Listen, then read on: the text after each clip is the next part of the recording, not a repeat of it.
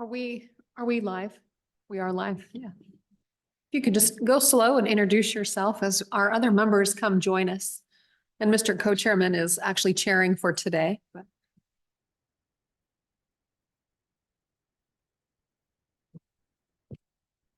Mr. Chairman, Madam Co-Chair, members of the committee, my name is Dan Shannon. I have the privilege of being a director for the Wyoming Department of Corrections. Present with me today, directly behind me, is our Deputy Director, Heather Babbitt, and to my right is our Chief Financial Officer, Ashley Miller. Though my preference would be to never request additional funding, it's my belief that calculated spending will actually save revenue in the future. Mr. Chairman, before I begin the budget request, I would ask for permission to speak briefly for it'll be less than 10 minutes, just an update on our agency and department. We had drones flying over the penitentiary in the dark last night too, so it's been been a busy week. Pardon me? illegal ones? Yes. So, We made a law about that. yes, in the dark too, in the evening. The responsibility of a correctional system is enormous.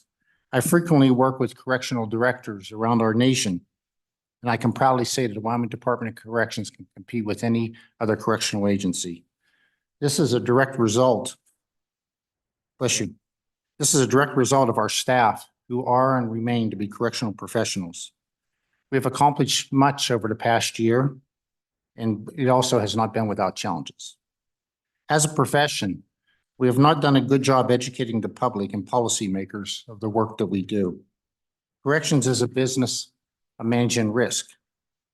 I've been in this vocation for many years, and I've had the opportunity to witness the highs and lows of humanity. While we do everything possible to mitigate risk by being proactive, bad things still happen. We deal with the hardest citizens at the end of the road. Many, after every other social infrastructure has failed, individuals are sentenced to the Department of Corrections.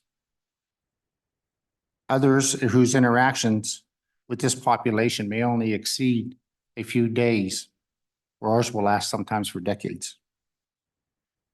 Tragically, our staff quietly risk their lives every day to ensure our state is safe. And tragically, in the past 2 months, a probation agent in Colorado and officers in Texas, Georgia, and Pennsylvania paid the ultimate sacrifice. The DOC, and more especially I, am responsible for the convicted felons, probationers under supervision, as well as those who are sentenced. Our charge is to provide reasonable, accountable, and community supervision, as well as safe and humane incarceration. We conduct our work by providing opportunities for individuals to make long-term behavioral changes.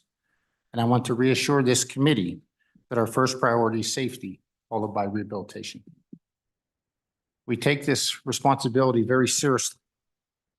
You may have heard me say numerous times, 95-5 in you. 95% of the individuals who are incarcerated in the next 5 years very well may be living next to you.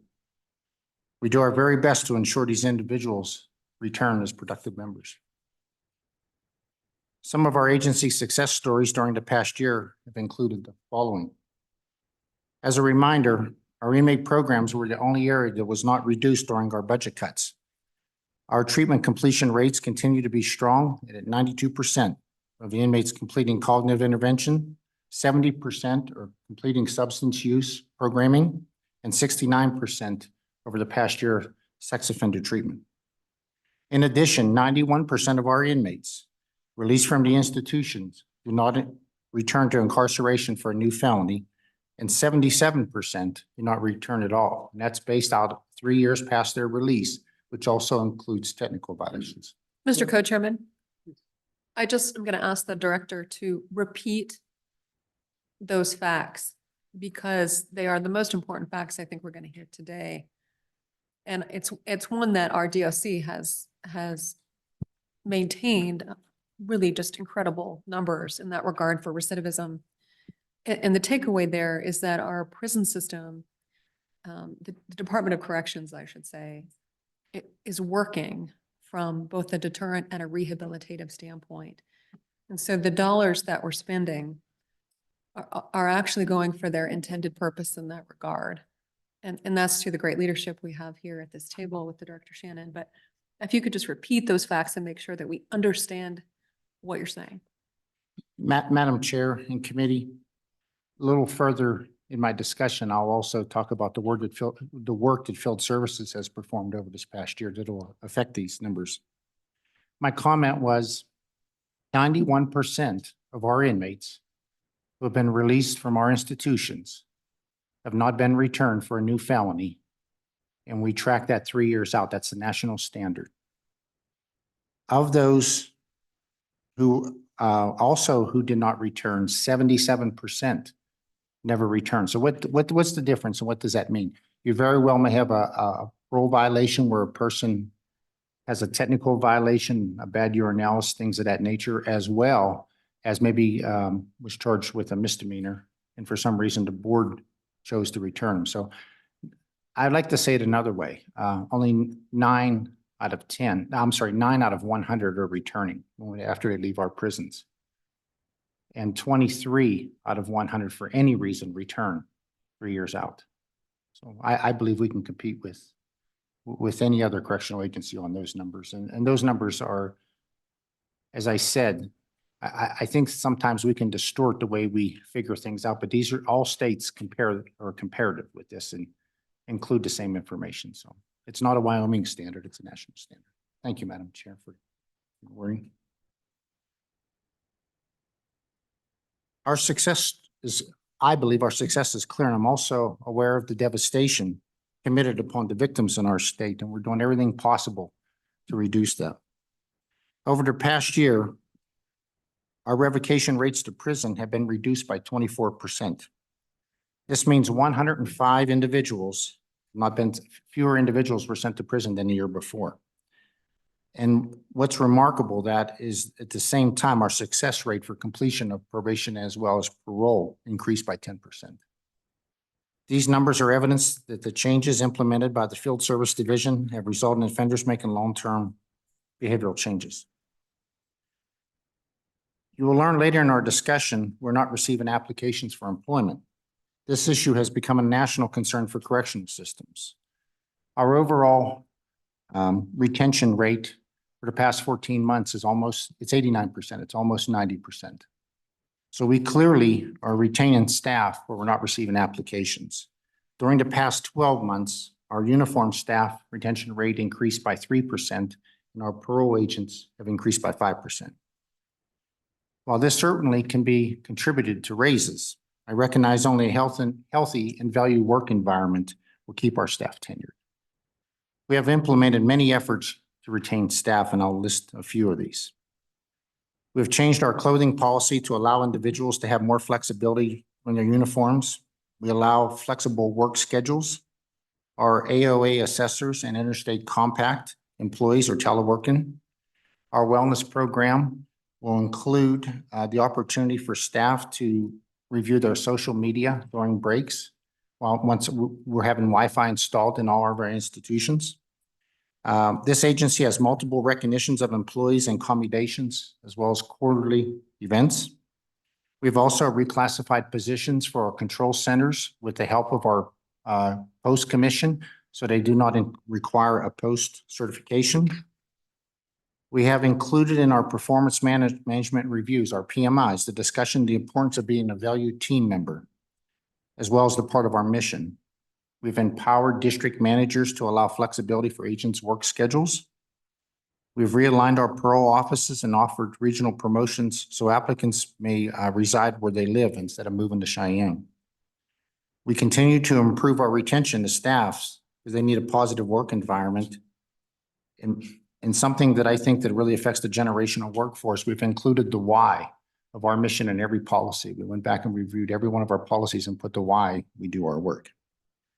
Our agency is now a member of a board, directors of federal Project Safe Neighborhood, and we've also collaboratively worked with DCI and have a position in the Intelligence Center. We have successfully implemented, as directed by our legislators, Senate File 120, the process of issuing certificates for the restoration of rights. As of December 1st of this year, we have approved 405 applications, denied 126, and have approved 3,799 voter registrations. Sir? So, Director Shannon, I just want to compliment you on everything you've done with regard to that restoration of rights. First of all, I appreciate you keeping me informed this summer, but there are constituents of mine who are taking advantage of that. And they found your website to be user-friendly. And so I give you and your staff all the credit. And you're just doing a bang-up job, and I appreciate what you're doing for the citizens of Wyoming on that. So thank you. Mr. Chairman, Senator Salazar, thank you for the kind compliments. Appreciate it. In addition to those applications regarding the restoration of rights, we have also identified individuals with outstanding warrants. We've also identified individuals that had past voter rights restored that did not meet the criteria. So in return, we went and we changed our policy to provide an opportunity to rescind those rights. It's been a privilege to be a part of restoring rights. I'm uncertain at this time how long the high volume request will continue. One thing I'm certain of is that funding from the AWAC position will expire on June 30th. We're not here to request a permanent position of that. The reason that I bring that up, I never addressed it in our exception request because that information had to be to budget by September, and we only had 1 month of information. And I didn't think that'd be appropriate to bring forth before this committee. Do you have more information now? Mr. Chairman, Representative Larson, I do, and it's the information I just provided. Okay, and so maybe that's something that we consider as we go into markup. Mr. Chairman, Representative Larson, thank you. We have realigned our inmate housing to ensure the department is utilizing its beds at maximum capacity, better to meet the current inmate staffing needs. We moved the youthful offender program to the Wyoming State Penitentiary. We moved the intensive treatment unit for both males and females to Newcastle at our Wyoming Honor and Conservation Camp. We've also moved our low-intensity sex offender treatment program to the Wyoming Honor Farm. Our Sagebrush program is located in our Riverton facility and provides educational resources to our inmates by the University of Oregon and continues to provide habitat for mine reclamation and wildlife at no cost to our state. Our veterans program, which we began last year, we currently have 230 honorably discharged veterans incarcerated in the Department of Correction. Our veterans program now has stakeholders consisting of the VA, Veteran Service Office, VOA, as well as volunteers. This program provides service to address mental health issues, coping groups, and expands reentry services. Field Service Division has partnered with the University of Wyoming as well as with the state of Indiana to obtain funding to perform a study on absconders. That's something we're really looking hard at. Within the DOC and several other state correctional agencies. This same division has also partnered with the University of Wyoming's Criminal Justice Leadership Program. Lastly, we partnership with ETS. We're initiating phase 1 of the WSCIS offender management replacement. We've continued to meet our facility security standards despite staffing levels. By the end of this month, we'll have installed Wi-Fi at all our facilities that will really advance the way we can educate our staff, the way we can do our counts, the way our staff can communicate. We've implemented a 24-hour suicide hotline over the year. And this hotline is manned 24/7, but it's for inmates and inmates' family. And I really believe this will play a large impact and reduce suicide attempts inside of our facilities. We've expanded the Second Chance Pell Grant for our inmates at the Women's Center as well as WMCI in Torrington. We've realigned our departmental resources to improve major maintenance, projection completions, as well as implementation. We've expanded the DOC DOG program, which now includes the program at our Wyoming State Penitentiary. Lastly, this department is now recognized as the chair of the 14 Western State Correctional Agencies. And in October, our department was selected to represent the United States in an international correctional directors meeting held in Belgium at no cost to our state. It's my belief the hard work and success from our staff at the Department of Corrections is now recognized on a national and international platform. Despite our many successes, we continue to significantly be challenged in staff recruitment. As of December 1st of this year, we have 1,023 funded positions, of which 521 are uniform positions. We have 132 vacancies. More specifically, overall in the department, it's roughly 25%, but more specifically at our Wyoming State Penitentiary, we have a 33% vacancy, and at the Women's Center, 43% respectively. As you've been informed, we relocated inmates to Wyoming County jails, as well as a facility in the state of Mississippi. We contacted many county jails, but we were able to utilize Lincoln as well as sublet. Many counties have their own concerns with staffing and issues, and it's a little more difficult to house a state inmate. The facility that we sent our 240 inmates to, it's a nationally accredited facility. It's accredited with PREA and ACA. I personally visited the institution as well as our staff. To move these inmates out of state is nothing that I'm certainly proud of. But I base my decision on community safety, our staff safety, and the avoidance of getting into constitutional issues inside of our prisons. Mr. Chairman, I had a question on that. I noticed your rated capacity is 2,054. Did that 240 bring it down to the rated capacity or give you some room to add? Mr. Chairman, Senator Nicholas, what the intent of the movement was, we were spending approximately $500,000 a month in overtime. So what that movement did was we removed inmates from WMCI as well as Wyoming State Penitentiary. And then we moved inmates from Wyoming State Penitentiary to WMCI where we had staffing. And we were able to close some housing units, thereby reducing the labor force and saving money, as well as providing safe environment. The end goal was two purposes. One, to ensure a safe environment, but number two, to also ensure we're programming. We're not just locking inmates up and then setting them out into our room.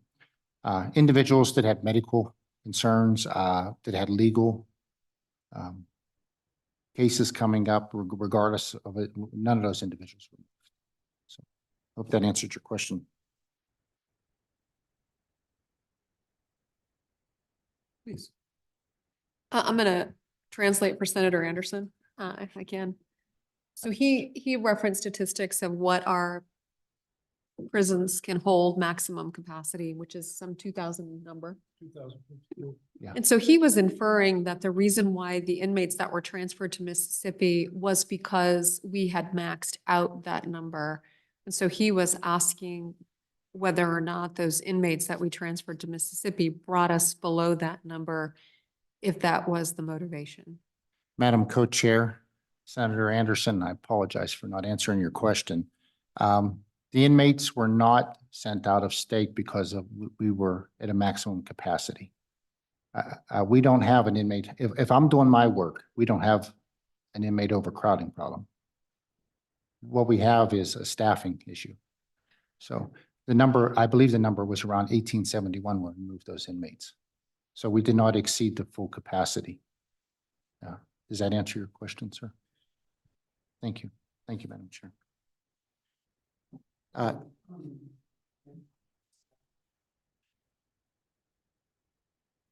In order to, to have sufficient staffing on hand to have 240 inmates back in your facilities. Mr. Chairman, committee, when we took the budget cuts and we removed the 140 vacancies, I did a staffing analysis at our institutions, and I said, this is the minimum number that we can comfortably run, be within our means, provide opportunity for relief, things of that nature. We're down 132 positions. Anecdotally, if I can get around 47 officers, 43 to 47 officers back, I can return those inmates safely. I can report, and I wrote it down, just since December 1st, since we've changed the wage within, I now have 26 officers scheduled for a January academy. And I'll go over some numbers for the last 9 months, the applications that we received. So I believe we're on the right track. We're I just want to understand your numbers. You're down 132 positions, is that right? correctional officers, yes.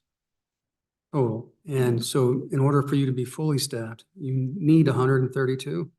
To be fully staffed, yes. I don't think that's, But you said you did a staffing study and what Yes. the minimum number was. How many do you need? that would eliminate overtime completely. That would do a number of things, yes. We were covering approximately 22 shifts per day prior to relocating those inmates. Go ahead, Mr. Co-Chair, please. he needs 132 positions. Miss, That's the answer to the question. Well, I that- think he's afraid to ask for 132 I'm positions. not gonna, Go ahead. That is, it's not that you don't have the positions, they're just not filled. Mr. Right? Chairman, Representative Larson, that's correct. And is with the efforts we've all made, and I know that there's a lag time, are you seeing some recruiting improvement or some things that would give you light at the end of the tunnel? Yes, Mr. Chairman, Representative Larson, our last academy, we had no officers for the penitentiary or the women's center. And just since December 1st, when we changed the wage, we now have 26 already committed. So it's greatly changed it. So then let's assume that you bring on another 100 correctional officers between now and when a couple of months from now. Have you examined the housing capacity around, particularly Rollins? Is there sufficient housing there to accommodate them or not? Mr. Chairman, yes, I have, as well as Lusk. Okay. I'm going to retire if we get 132 officers hired, Mr. Chairman. I promise you that, because I don't think that's the reality. For a position that it has to be accompanied 24 hours a day, 7 days a week, it takes 5.2 individuals to replace to cover that shift. Mhm. So the example is if I can hire 40, that would be 8 posts or 8 positions that I could hire. And those 8 posts would be more than enough to bring those 240 inmates. So if you had example would be if you had a housing unit of 80 and you were able to bring back 3 housing units, that alone would be enough to bring those individuals back. Mr. Co-Chair, Please. if I may, there seems to be, and I could be wrong about this, so just, I think we need to spend a little bit of time talking about the inmates that went to Mississippi. Because I think there's some perhaps preconceived ideas about that. And one is the primary purpose as to why we sent those inmates to Mississippi was because we didn't have sufficient staffing for a safe and secure environment. But there are other reasons that DOC does exercise sometimes to transfer inmates out of state, and we receive out-of-state inmates as well, I believe. And so I just want to make sure that the understanding of the committee about that isn't necessarily always about, if I'm correct, staffing numbers or maximum capacity in the prisons and those issues, that there are other factors that go into your determination about who we receive and who we send to other states. Madam Chair, Committee, under our interstate compact agreement, we're housing almost 90 individuals alone from other states. And actually we have more individuals housed out of state than we have received. And why would we do something like that? One example is we have an individual who's incarcerated who's a paraplegic. And the amount of cost and the services provided within our institutions would be pretty limited. So I reached out to the state of Delaware, where they have a full-time medical hospital. And in return, then I would take an inmate. We're currently housing 1 individual from Colorado because of publicity, and they're housing 4 of our individuals. So there's a number of reasons. The nature of their crime, their testimony, there's a number, mostly ours is for medical, to ensure the inmate is provided the constitutional medical that they should receive, but also to save cost for our state. Thank you, Mr. Coachman. If I could just bring that home, you postured the question of how do we get 240 of those inmates back? And I don't know that that is necessarily the question we should be asking. Rather, the question we should be asking is, which we did, isn't connected to those 240 inmates, but rather how many more vacancies do we need to fill in order for you to maintain DOC in a way that you feel safe and secure? Madam Chair, as I mentioned earlier, if I could get 43 more officers, I believe it would be safe and secure to operate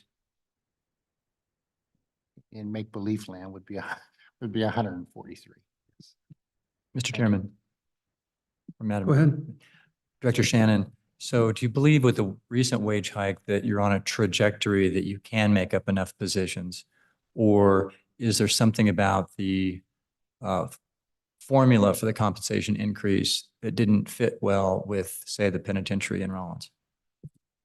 Mr. Chairman, Representative Stiff, thank you for the question. And I'll get into that testimony just in a few minutes here.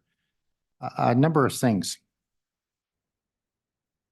In 2018, our correctional officer wage was $19.05.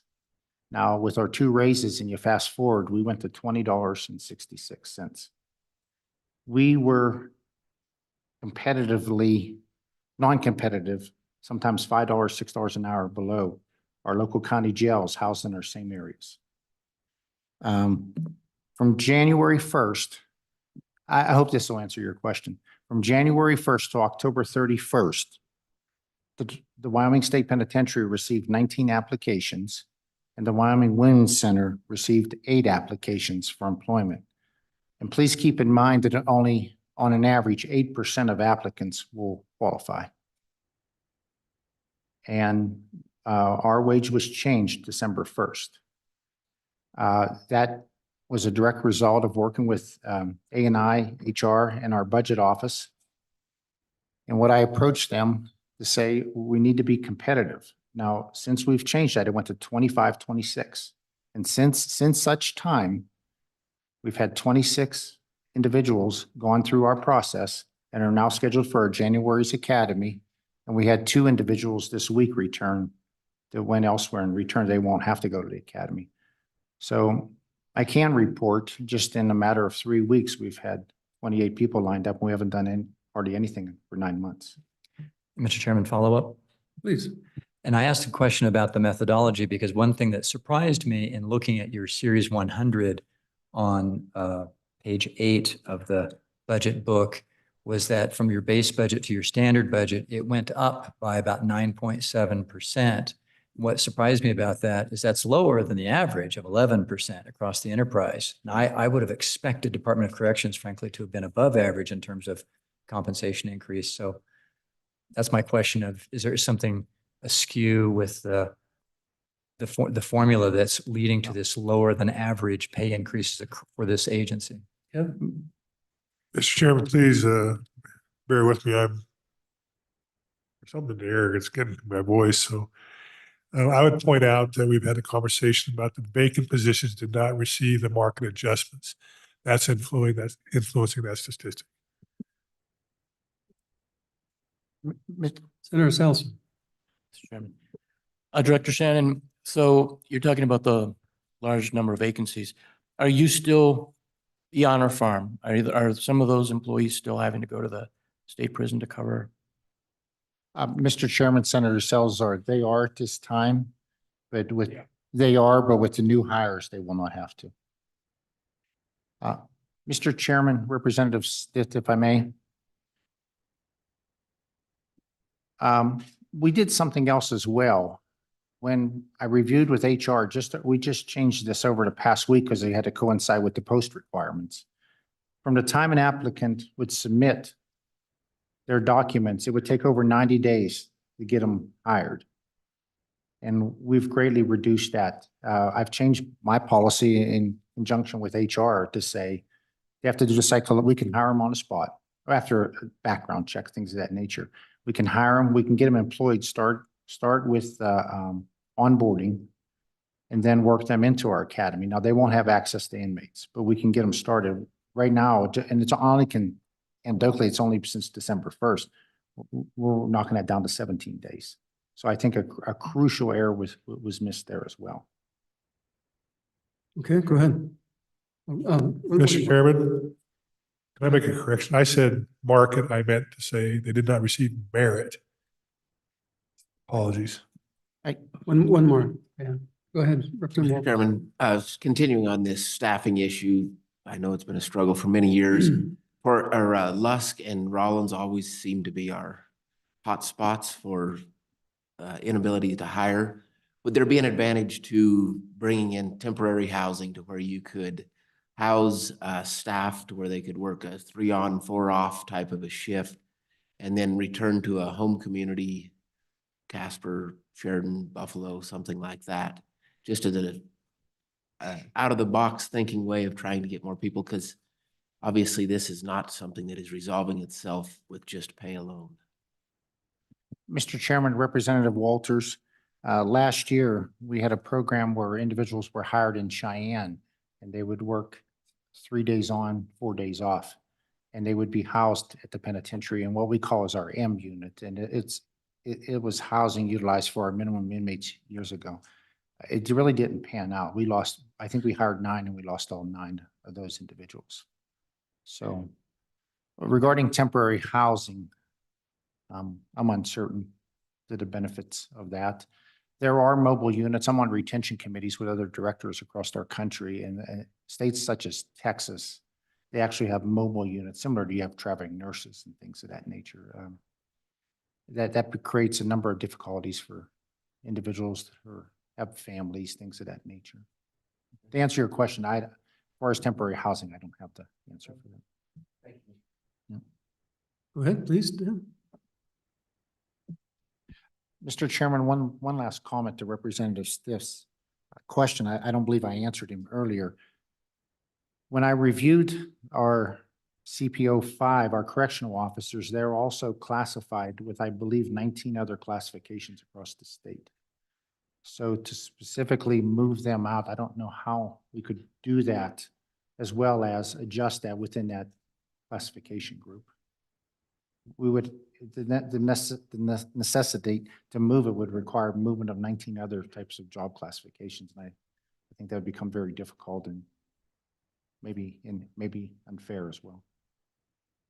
Okay, go ahead. Mr. Chairman. Oh, wait. We keep coming. Representative Wilson. Thank you, Mr. Chairman. Director, do you guys have any sort of a signing bonus program still available to help with your recruiting? Mr. Chairman, Representative Swanner, the state just began our signing bonus. It's a $300 signing bonus. It just began. Ashley, do you remember? 3 months ago. Approximately 3 months ago. In the past, I believe in 2015 to 2018, the department did that, and never really had a lot of success with that as well. Mr. Co-Chairman, Please. our high school level interns are making more through the business training grant program of $25 an hour. Just as an aside. Representative Sherwood. Go ahead. Mr. Chairman, that concludes my introductory comments, and I would stand for any additional questions from the committee. Okay, let's jump into your budget. Mr. Chair, Madam Co-Chair, I'll now proceed to our budget book. For the benefit of our new committee members, over the past year, we reduced from more than 10 divisions to 4. I will begin with our 1,000 division series. It covers from pages 20 through page 100, and I'll go through that. This budget division covers our administrative services, includes operations, education program, our investigative unit, training academy, etc. The total budget for this division is $17,562,000 and represents approximately 6% of our total budget. Within this 1,000 division, there's 2 exception requests that we'll discuss, which I will cover in my review. Mr. Chairman, I'll proceed. Okay, please do. Committee members, if you start on page 20 of our book, And continuing, as I mentioned, it's our 1,000 on page 24. You'll see the budget narrative for our education programming. There's no revenue from this unit. It'll address our department's rehabilitative groups, our thinking for a change, our education assistants. I believe our education staff are doing outstanding work with their graduation rates. And it's a standardized budget and recommended by the governor. Okay, please proceed. Committee members, if you look at page 25, it's our first exception request. It's priority number 3. This request does not have a fiscal impact. After operating under a new budget structure, we've determined and identified additional positions and units that need adjustments. This request is to accurately reflect our operations. You'll notice, and I'll turn it over to CFO Miller, a lot of discussion about positions. But I want to clarify, there's no new positions or additional cost to our budget. I realize how thick our book is this year, but I felt it was operative. For many years, we had the same structure. So we utilized our needs, our revenue to ensure that we are as efficient as possible. A document has been provided to the committee members for visual review of the work our team has been able to accomplish with the help of Ms. Miller and her staff. One note is we would respectfully request an additional change to this exception request because the narrative is different in the table. It's Unit 3131, our support services, and Unit 1103, our fiscal unit. We're asking for your approval to reduce Unit 3131 by 2 and increase the position count on the 1103 by 2. As I mentioned, these units are not reflected in the table, but they're listed in our narrative. It was an oversight by our agency. Mr. Chairman, and for points of clarity, with your permission, I would ask to turn it over to CFO Miller for a little further understanding. It's quite a bit of change to our budget book. Please go ahead. Then I'll stand for questions. I just want to make sure you can hear me okay, because I know that's a Barely. problem. Mr. Chair, Pull that a little closer. Madam Chair, is that better? Thank you.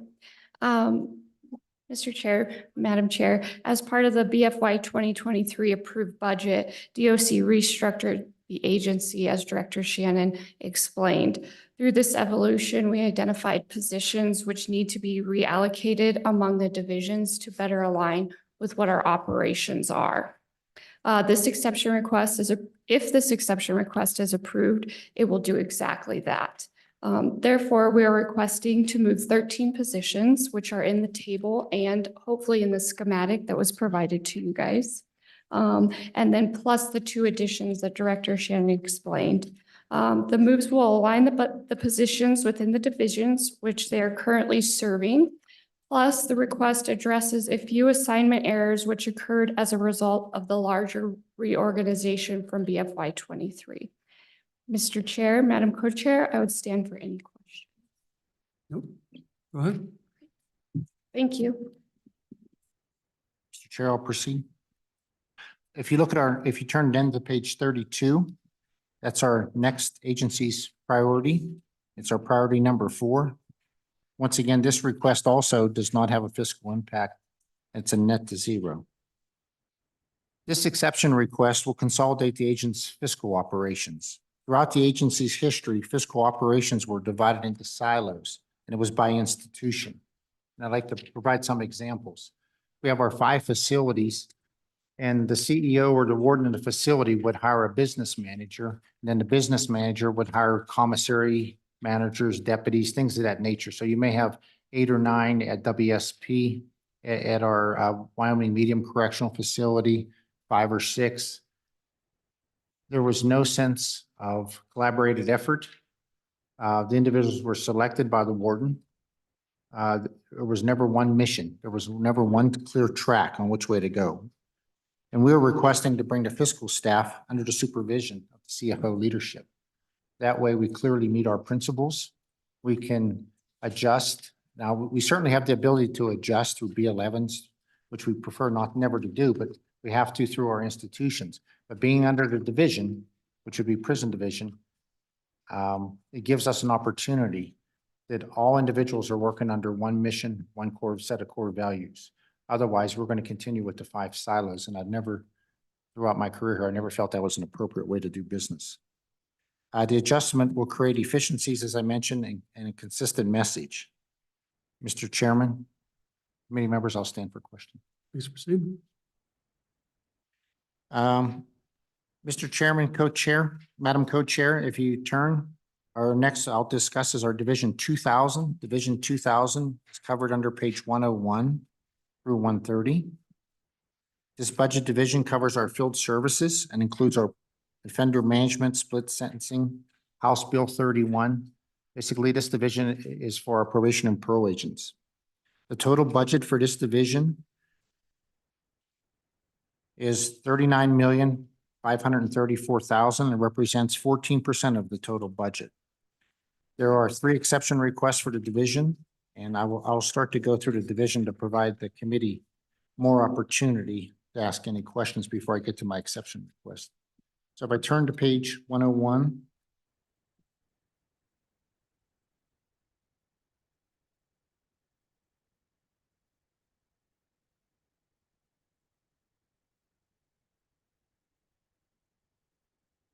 That's the outline for our standard budget request, along with our narrative.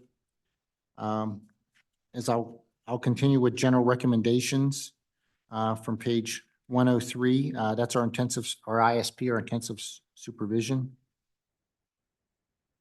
On page 104, that's our special revenue, general funds.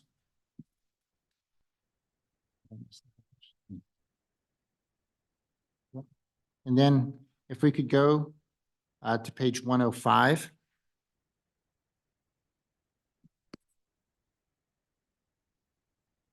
I'm sorry, page 104. That's the agency's priority number 2. The nature of this request is for continual reinstatement of general funds in an amount of $3,285,000, and that's to our offender management of 2011. Basically, we're requesting special revenue funds to be reinstated as general funds with a net to zero. During our testimony and our request during the 2021 general legislative session, as some of you remember, was House Bill 49. It removed the agency's authority to collect proposed special revenues, and the department's spending authorities reduced. As a result of vacancies, we have not overspent. Having a reduction in staffing is not a sustainable operating model. This situation may require in the future to exercise our superflex authority from 4,000 to 2,000, so that we go from our prisons to our probation and parole through a BRE-11 process. Without the reinstatement, our agency may be forced to defund or freeze parole agent positions. It was an oversight that we didn't catch the last time, so we're requesting reinstatement of general funds in the spending authority from that of special revenue. Okay. Go ahead. Mr. Chairman, if we would turn committee members to page 106, our agency exception priority number 6 would also does not have a fiscal impact. It's a net to zero. As you can see, our agency has gone through quite a transition over the past few years. A little over a year ago, the Department of Corrections, we asked the National Institute of Corrections to evaluate our reentry program. The NIC made several recommendations related to the structure of the way we do reentry, to include budget location and specific processes that would streamline and improve success. I'm very proud of our administrators in prison as well as field division who worked very closely to implement many of their suggestions. Prior to this review, I wanted an outside opinion to look at the way we're doing business.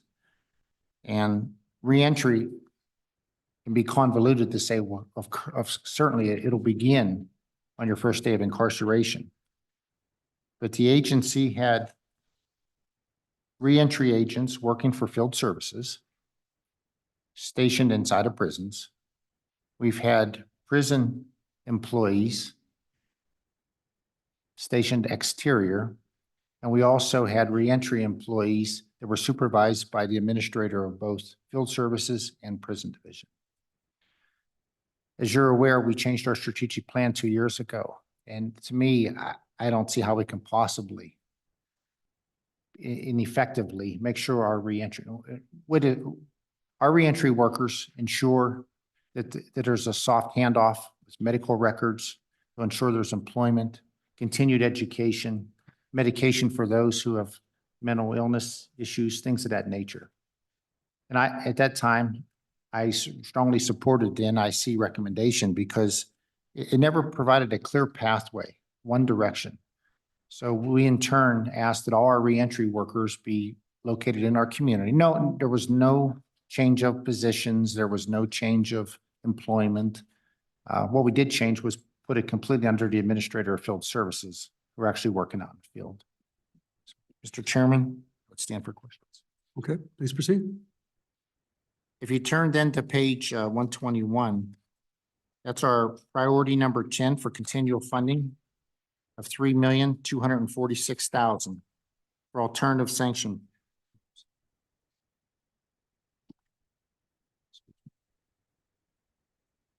The immediate alternative sanctions put into place as a result of the funding include the ability to sanction offenders to complete the 2 to 3 intermittent jail sanctions, as well as up to 15 days throughout our state to deter criminal behavior while making referrals to treatment. I've appeared before you 3 times addressing this, and the direction that I believe I was provided during our last session was to report our findings back. There was funding for 1 year, and that's why I'm here today. I may report beginning July 1st in 2022 through June 30th of 23. The Department of Corrections has exercised the intermediate regular jail sanctions 959 times. This equates to over 2,534 days. The shorter-term jail sanctions encourage the offenders to address the behavioral issues before needing further sanctions. And in addition, our department has had over 120 offenders complete or completely enrolled in intensive outpatient. That's something we never had prior. We have these programs in our county jails of Goshen, Uinta, Johnson, and Campbell. In previous years, the treatment sanction cases would have more than likely been revoked to prison. And as I mentioned earlier in my testimony, that you will see what our field service agents and the district managers are doing to help with that recidivism rate. And I believe this is a key factor. $1,697,000 has been spent on all sanctions, as you'll see over the past year since I reported to you. Prison beds are much more expensive than supervising probationers. And parolees in our community, as a result of funding provided under this authorization, calculates to an indirect cost. So I think there's several ways of looking at this. It's an indirect cost to the state, approximately 5.8. I look at it as $5.8 million that were saved. And also how many victims were not damaged by this. This is after we paid for the sanctions of 1.6. As I mentioned, Mr. Chairman, that's my report for the past year. I believe this program is a very successful management tool, and I'm requesting continuous funding. Mr. Chairman. Representative Stiff. Director Shannon, the narrative says that it's saved about $4 million, but it looks like you've actually saved more money than that. If you exercise the jail sanctions 959 times, it sounds like there were probably more than 127 individuals involved. And I don't know if you have a revised number for that or not. Mr. Chairman, Representative Stith, I came up with a little over 4 million after I deducted what we actually paid out of pocket. And at this time, my lifelines tell me we have not come up with that number, but I certainly can do so. If you look at the narratives, there was a copy of the same amount of individuals that participated from 2020 to 2021, and that was incorrect. The number was 957 individuals participated. So, I'm sorry to report, Representative Stith, that I don't have that number.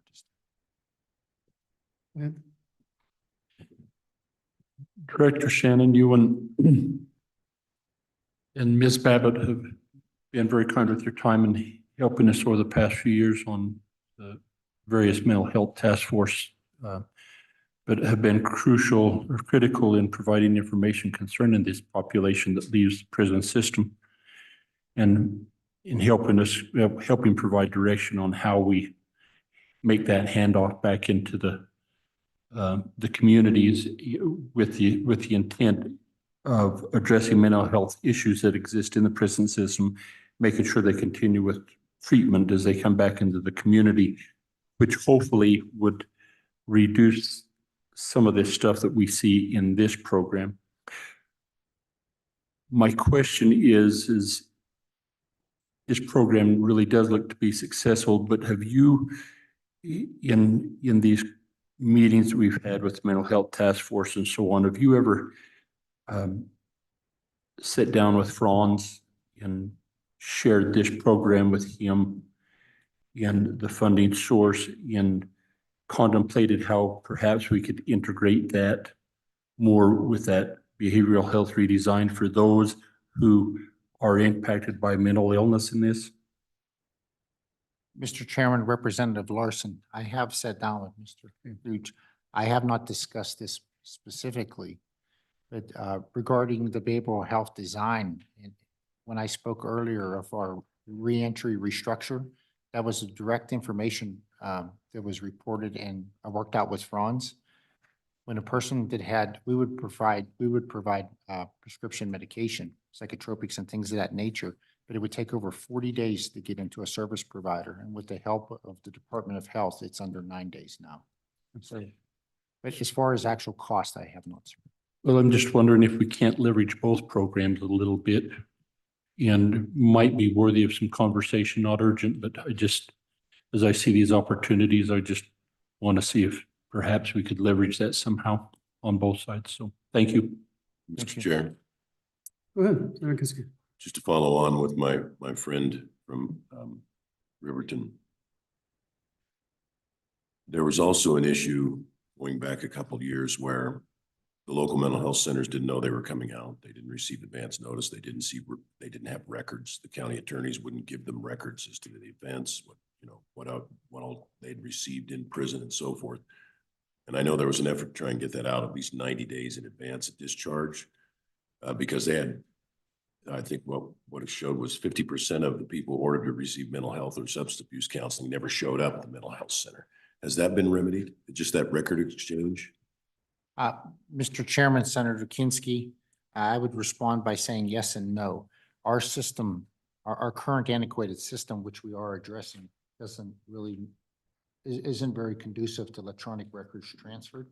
But we do have our reentry workers providing them documents, and we were able to reduce from 40 days down below 9 days to have services provided upon release. Follow on. I heard that with respect to the prescriptions, that includes the counseling, the mental health, substance abuse counseling as well. Mr. Chairman, Senator Kinski, I apologize. I was referring to actual services being provided. Okay. And so what did you just use an old fashioned photocopier instead of electronic medical records? We have to. Yes. Okay. Thank you.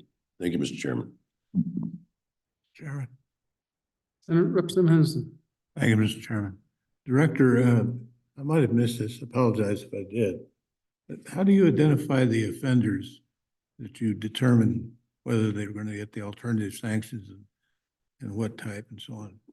And does that somehow relate, in your view, to your improvement in numbers? Mr. Chairman, Representative Henderson, I'm sorry. Approximately a year ago, we went to a validated system that's out of the University of Cincinnati. It's called ORAS. And that system is on a point system. So it's a validated risk assessment to determine providing the opportunity. But it also provides an override for our agents who should recognize these offenders better than any validated system. It provides them an opportunity to get them into treatment, to get them into counseling, to address medical, mental health needs prior. But what we did do in the past, we would just say that we recognize some of your needs, and therefore we're going to try these things. But now it's on a validated system, which we audit to ensure that there's a risk with it. As I mentioned earlier, we are managing human risk, and there's a risk with that. Sometimes you'll have individuals with minimum security levels to do horrendous and horrible things in our communities. But overall, and it's a nationally accepted program, it's more on a validated score risk. Okay, please proceed.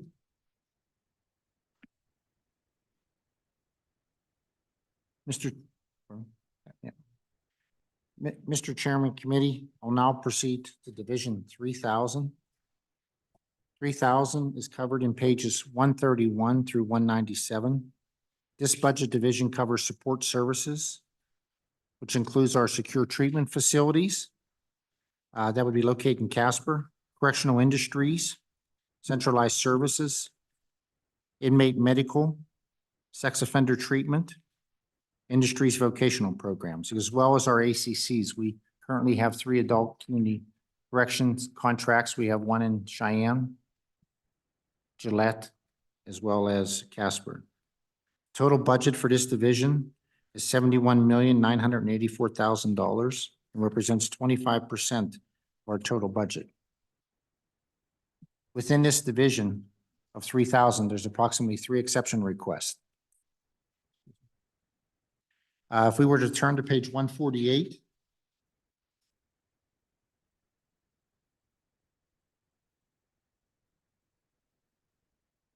we are asking for a one-time appropriation, $345,971 to purchase computers. Historically, the DOC never did a follow through on a computer replacement schedule. To rectify this, the department's been fixing computers when possible, and we purchased a few new computers to have on hand to replace them. During some COVID money, we worked with ETS, we got a grant, and we got some laptops and things of that nature to help out with this cause. This practice is not sustainable in outdated computers. The software can affect the entire state system.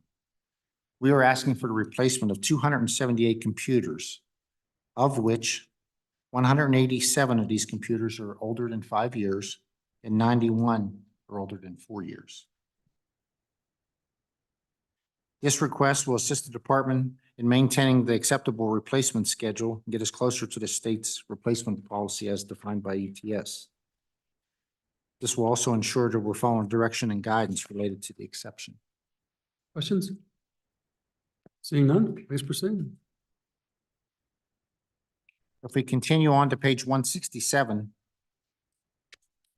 this is our agency's priority number 1, and I think it'll take quite a bit of potentially quite a bit of discussion.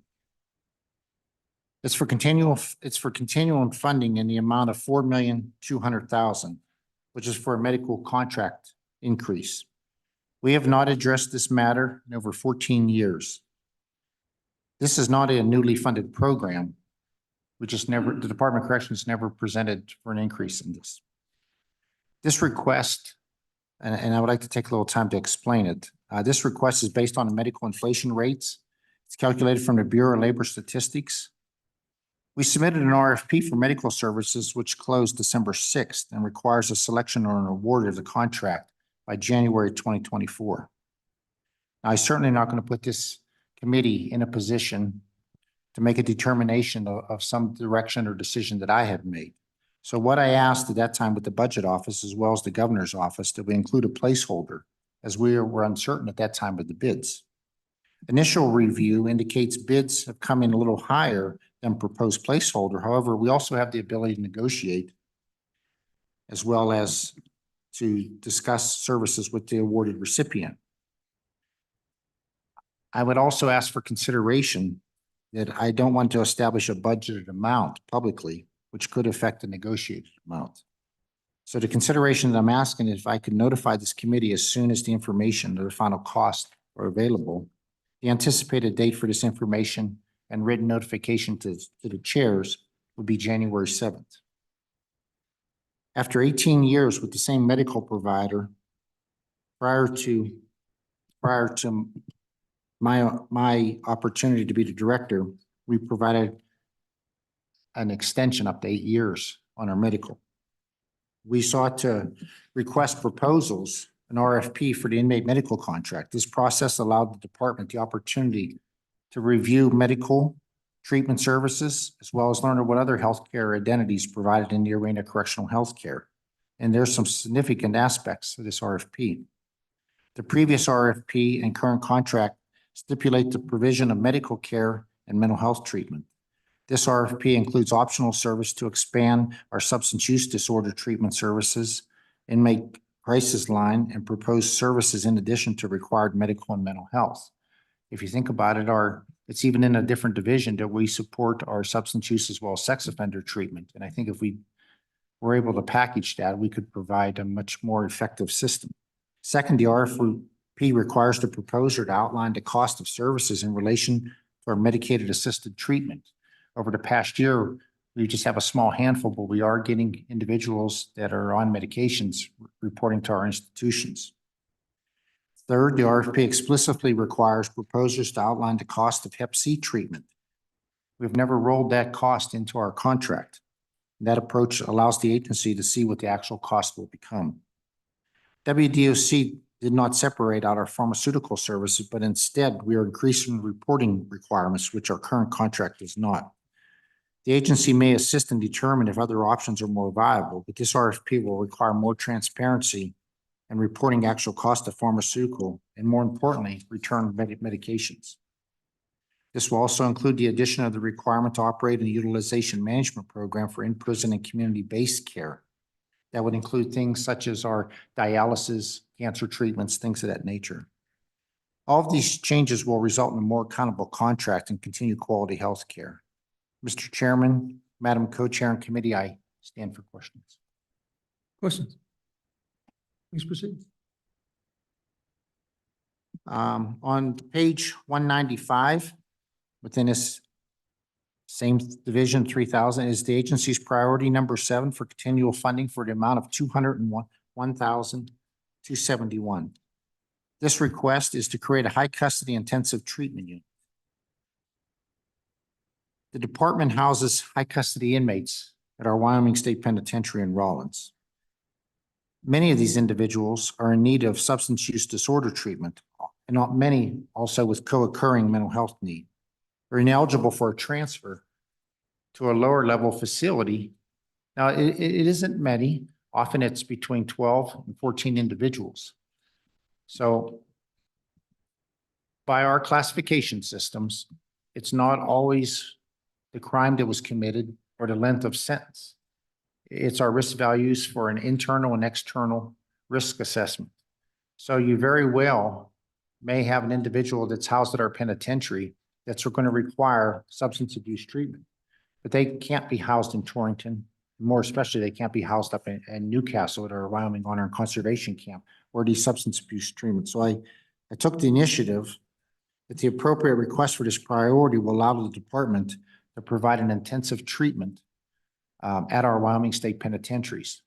The alternative is to try to find it in my budget, which could be possible with the vacancies, but also I'm not going to enter into a contract that I don't have specific funding for. So I felt it necessary to report before you today and say, and just to advise you that we are releasing approximately 16 to 18 high custody inmates every year that are not getting treatment because we don't have that treatment available. I spoke with the current provider, and that would be the cost to put that treatment unit inside the Wyoming State Penitentiary. Okay, go ahead. Mr. Co-Chair, just briefly on this, I mean, nobody seems to be expressing concern about it, and it's not a high dollar, but the data is there to support the efficacy of these programs. We have historically defunded a similar program of ITU, and that didn't go well. We saw recidivism rates increase. Is my memory accurate, Director? Madam Co-Chair, I think your memory is excellent. I believe that was in 2015, and within 1 year, we saw our rate of return to prison increase by 17%. We at that time, under Director Lampert, our intensive treatment unit was also located in Riverton at the Honor Farm, and that program was eliminated. And many of those individuals, 17% in 1 year, returned back to our prison as a direct result of those folks that were in that program. Thank you. Thank you. Mr. Chairman. Please. Can staff direct me to where on what page I would find the grand total of what's being asked for increases in medical contract? Okay. As we're flipping through a couple of different, it must be different facilities that we're looking at each of the different requests. Good answer. We got unit 3306, 3305, 3304. Mr. Chair, through you to Senator Kinsky, though the total amount is broke out among the 5 different units, 3,003, starting on page 167, and then goes through to hold on, I'll tell you. Because each facility has its own individual medical Yep. budget. I just now figured that out. I'm just wondering what the grand total is, where it is. The grand total for our placeholder, Mr. Chair, through you to Senator Kinsky, was $4.2 million based on the budget book. It's current placeholder request. Thank you. Mr. Chairman. Follow up, and that does or does not include medication for medication assisted therapy. Mr. Chairman, Senator Kinsky, that doesn't. Okay. MAT programs. Thank you. Okay, please proceed. Thank you. Mr. Chairman, on page 18, you'll see that the roll-up for the medical services, various units totals 4.2 million. So for reference, page 18, priority. Page 18 on the exception priority table, priority number 1. It's various units, it rolls up to 4.2 million. Mr. Chairman, if we could then turn to Division 4000, it begins on page 198. It's our largest division. It's our prison division and concludes on page 350. There are 2 exception requests in this division, but this division covers our prison division, the operations of our security staff, programming, facility management, victim services, food service, agriculture, etc. The total budget for this division is $157,489,000 and represents 55% of our total agency budget. It would also include our highest because it's including our overhead for personnel. On page 230 of our budget book, the agency's priority is number 8. It's for $45,000, and it's to address a specific need for pregnant inmates.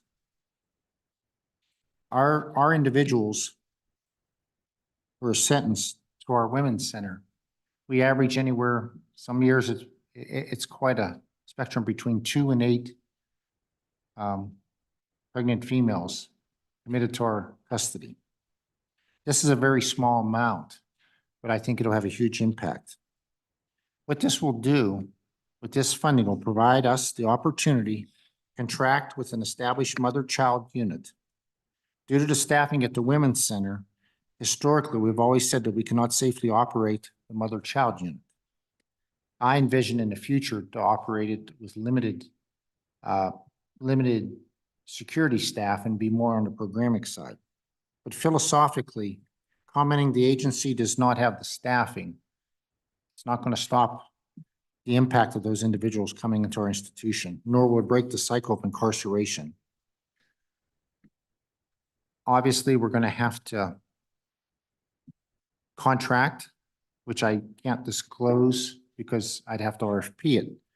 But on to Madam Co-Chair's statement earlier, we do have the ability with very successful units that are close to us that we would exchange inmates and we would accept theirs. And this 45,000 would only cover exterior costs. So I believe that 45,000 would be able to address the cost during their delivery of their child, as well as to have the mother and the child reunited during the first 12 months.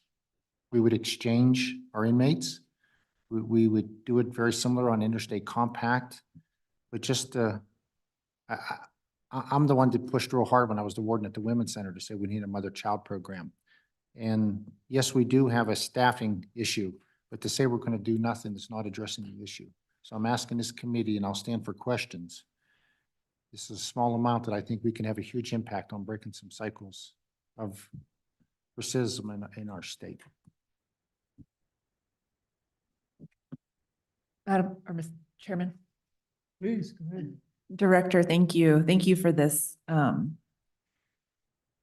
and evidence-based approach. Do you imagine that this is a short-term solution until we are fully staffed and would be able to offer something like this in state? And thinking about kind of that inmate's family and social network that may or may not then be able to visit. Thank you. Mr. Chairman, Representative Sherwood, thank you for your question. I've worked with Director Schmidt on this for a number. We have the policies written. We have the manuals written. We have the support from the staff. University of Wyoming has even offered some medical support to help this. It's one thing to have the common bond of the mother and the child during that period. But also, and the example that I may provide to you is if you have an individual who's doing the sentence of say 3 to 5 years and they have small children when they're incarcerated, I don't want the children thinking a monster or returning home. So working with DFS, we will be able to provide documented supervised visits prior to the mother returning home into the household.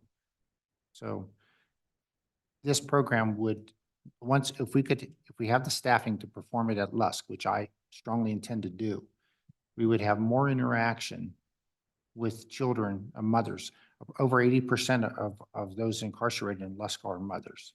And they would have more interaction with their children, have family visits, and eventually an overnight stay prior to returning home. Then the example would be 2 years ago, we only had 2 individuals that were incarcerated pregnant. So yes, it is to focus on the mothers of the that are going to have children that are incarcerated, but it's also to address the children of the mothers returning home. I hope that answers your question. Okay. Sharon? Our last request is on page 291. And this is our priority number 5. As previously, it does not have a fiscal request, and this request is to permanently move 3 positions to the Department of Education.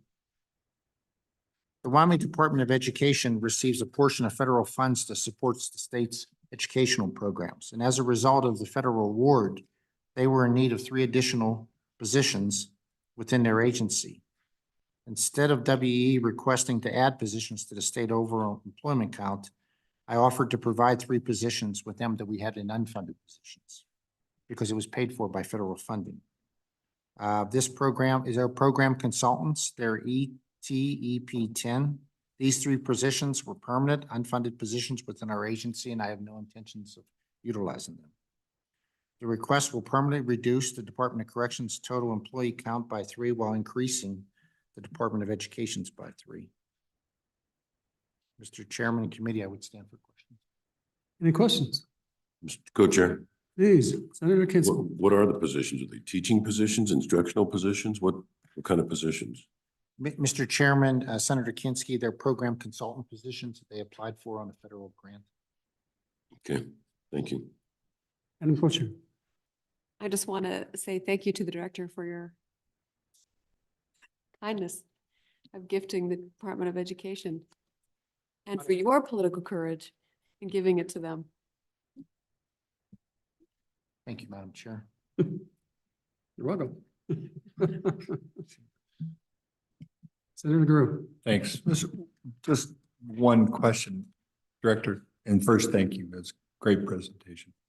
Those numbers that you gave in the beginning about your statistics, it'd be really helpful if you could give us, to give that context when we're talking to the floor, but just a regional number. What are our contemporaries around the region? What kind of return rates are they getting, recidivism rates are they having? Or national averages, whatever you can do, just to kind of, it's a great story you're telling. It's just nice to give us some context to, you know, what the averages are. Mr. Chairman, Senator Grew, tomorrow morning I'll provide the committee our annual report that has a lot of that information to help you. Thank you. Thank you.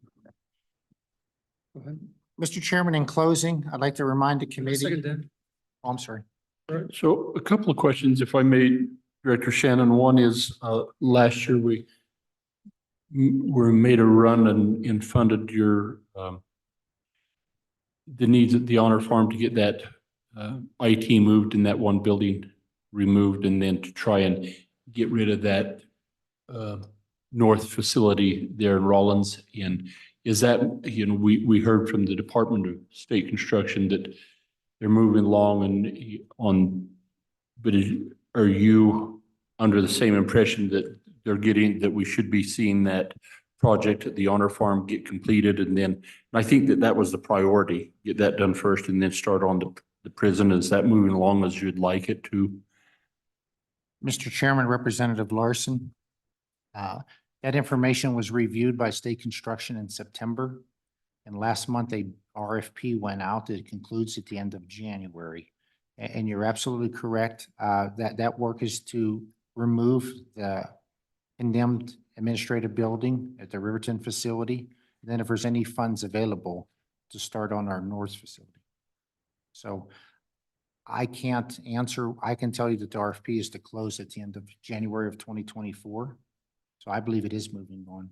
And follow up, Mr. Chairman, just if you would just keep that, because I believe our intent, or legislative intent, was we took 10 million out of that prison fund with your blessing to address both of those. And so I think the intent is to just see how far we could get with those funds. And then, but if we needed to, our intent is to get them both done. If we had to come back and supplement that appropriation, just keep us posted because we need to get those done.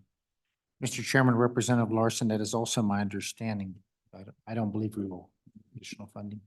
Then, Mr. Chairman, I just note that I've participated with school kids in my area to go out on the gas hills and plant sagebrush. In those mine recollections, those sage seedlings were grown at the Honor Farm, very successful. The DEQ indicated that they're already acclimated and the survival rate is much higher. I was just curious, is that the only facility that we do that in? And then you could give us an update on the Honor Farm, just really thought out of the box and has been growing vegetables for the First Lady's hunger initiative. And if you could just give us a report on the volume that was produced there to support that. Mr. Chairman, Representative Larson, over the past 4 years under the University of Oregon, they're paying for the cost and they're actually providing the instructors. Our inmates, as well as our agricultural staff, they've grown over 300,000 sagebrush. Now you may think, I know for me, I was kind of taken back to say, we're growing sagebrush. We're going to grow sagebrush. Wyoming, it's called Wyoming large sagebrush.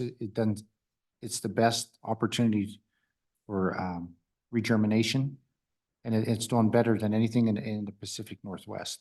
And since the program began, we've germinated and planted over 300. We haven't planted, have had an opportunity to others to plant over 300,000 plants. With regards to the hunger initiative, this year we've grown over 11,000 pounds of food at our Wyoming Honor Farm. And it provides those who are confined a great opportunity to give back, but also to see the work of their efforts and the amount of work that's being put in, how it's helping those who are less fortunate in their state. Mr. Chairman, again, to your staff, we just appreciate how they think outside the box and trying to in all manners. So thank you. Thank you. Mr. Chairman. Director Shannon, coming back to the vacancies with correctional officers at the Wyoming State Penitentiary, let me ask this as an open-ended question. what's the most useful thing we could do to help you address that problem? Or is it better for us to do nothing at all right now? Mr. Chairman, Representative Stith, I appreciate the question and more importantly, the latitude to take some input. I believe the issue has been addressed. It's my responsibility to make sure people want to be a part of the team and want to come to work and be a part of keeping our state safe while sending folks back home that are much better off. Beyond, I believe that responsibility relies with me. And the reason that I say that is I'm responsible for the culture. I'm responsible for the policies. One thing that I just couldn't, no matter how hard we tried to, I'll give you an example. If an officer who is, let's say, Torrington, Carbon County, Niobrara County, things of that nature, you could go work in a facility with maybe 20, 30 people, have the same pension and makes $5, $6 an hour more. I couldn't compete with that. And now I can, and I think are successful. So to answer your question, I want to thank you and also to say I'm responsible for that. If Mr. it doesn't turn out, Madam Co-Chair. let's say it that way. Mr. Co-Chair, I think that's great, Director Shannon. Now I want you to take advantage of the opportunity that's just been presented to you to think more aggressively about how to get that staffing to where it needs to be faster. Because that's real good for morale too. And so you're in front of the Appropriations Committee. And you heard some statistics from Representative Stith that indicated that all of your other peers received overall an 11% increase in their budget, where you are only at 9% for employee compensation. Co-Chairman Nicholas? I'm not sure that that's quite accurate. Is that Kevin? Representative Chair. Nugent's numbers. Nationally, you've heard me discuss that We the did. vacant positions did not receive the merit increase. That is influencing that statistic. You also heard Director Shannon discuss that we recently worked with A&I, State Budget Department, and Corrections, and changed their pay. And we're doing so within their budget, largely. If you're not paying overtime, you just pay one time. That's what we're trying to accomplish. So I don't believe that that is necessarily up to date. Well, it sounds to me like the starting wage went from $20 to 25, 26, which is a significant increase for your introductory staff. Correct? Giving you an opportunity. Mr. Chairman, Madam Chair, I really appreciate that opportunity. We are currently at 105% above MPP with this new wage. So I had to be conscientious of the fact of compression. And that leaves a very little amount for maximum pay under our correctional officers' pay scale. It would take as well as our corporals. We did not realign anyone above that because the compression rate was not affected. But if I were to adjust even to fast track that, I would have to look at our entire correctional officer series. Okay. Anything else? Yep. Mr. Chairman, in closing, I would like to remind the committee for the necessity of our agency to continue with our superflex authority when you're doing your markup. We have looked at in this agency what we need in relationship to our return on investment. We have reviewed not only what we need today, but through our strategic plan, we went out 3 years. And as a result, we've adjusted our staffing structure and in some cases our job duties. The budget that I presented to this committee, I believe, reflects a department that's open to an internal evaluation, to making the most of our resources while continuing to meet performance goals under a conservative fashion. If our legislative body approves these requests, we would still be operating our agency at a savings of $24 million and 226 less employees than we did at the cost 10 years ago. We have become a lean and healthy department, and that's exactly what we should be. Mr. Chairman, committee, I want to thank you again. I really, really appreciate presenting before you, and I would ask for considerations in these manners. We'll accept whatever decision is. Mr. Chairman, I'll stand for final questions. Thank you, Dan. Appreciate your presentation. Okay. Now, I think the Board of Parole is up next, is that right? Board of Parole. Thank you. Stay on, Dan. Thank you, sir. Okay, we'll take a 5-minute break.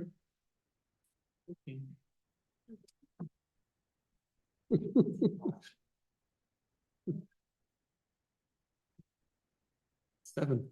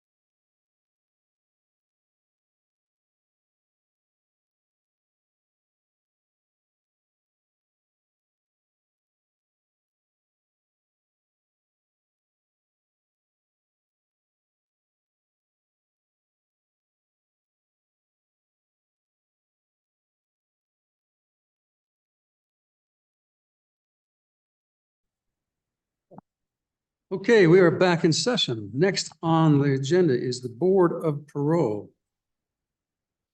And we have Senator Wassenberger here to help us through this. And Marky White. If I could introduce our director, Martin White, she is going to start off our presentation. Hold on one sec. Are we live?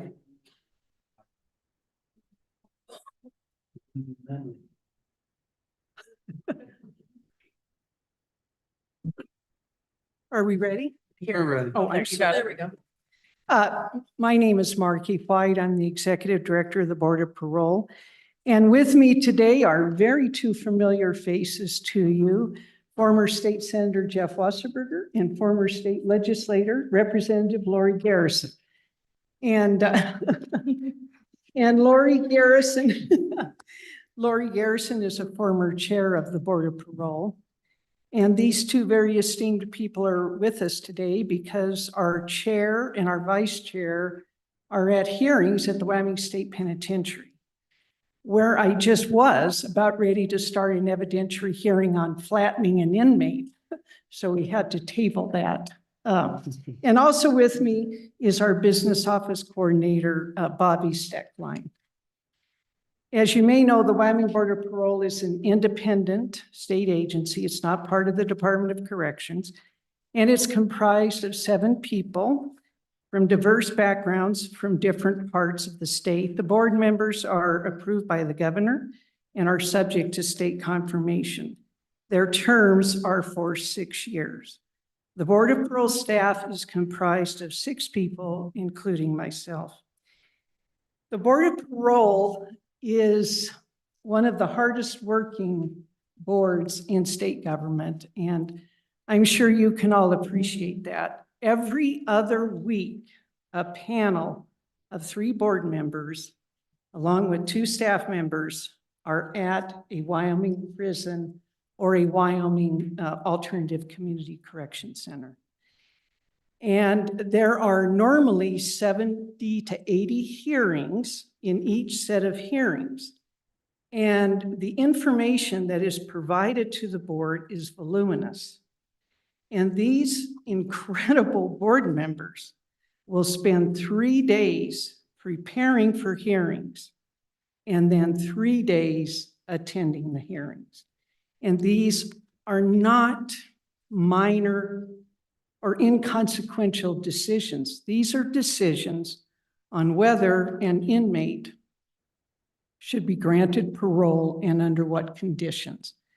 So this is not like a board that meets quarterly for an hour where they decide on what kind of cake to serve at the Christmas party. These are very, very important decisions. Our parole board hearing calendar is divided into 4 quarters. So every quarter, a panel of 3 members, along with 2 staff members, go to the state penitentiary in Rawlins, the minimum security prison in Torrington, the Wyoming Honor Farm in Riverton, the Wyoming Honor Conservation Camp in Newcastle, and the Wyoming Women's Center in Lusk. Then each month, for the first set of hearings, we are at the Torrington prison, where we hear primarily and provide evidentiary hearings for parolees who have violated their parole in some serious way. And those are evidentiary hearings. The parole agent testifies, the inmate testifies, they can cross-examine one another. Now, normally what happens is the parolee apologizes to his or her parole agent. That's the extent of their cross-examination. And then we decide whether to permanently revoke that parole grant and send them back into DOC custody, which is the majority of the decisions. After the hearings, there are post-grant actions that take place. Many times, for a variety of reasons, a parole grant that has been given or awarded has to be modified. And so that goes through the board staff, and the original panel who granted that parole then decides whether to modify. The board members, hopefully I have demonstrated to this esteemed committee that the board members are extraordinarily busy, and they are really, for all intents and purposes, volunteers in service to Wyoming.